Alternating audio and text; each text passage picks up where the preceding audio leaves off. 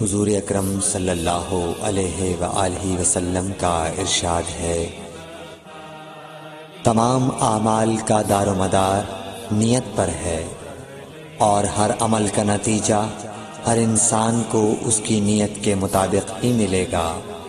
پس جس کی ہجرت دولت دنیا حاصل کرنے کے لیے ہو یا کسی عورت سے شادی کی غرض سے ہو، پس اس کی ہجرت انہی چیزوں کے لیے ہوگی جن کے حاصل کرنے کی نیت سے اس نے ہجرت کی۔ صحیح بخاری حدیث نمبر 1۔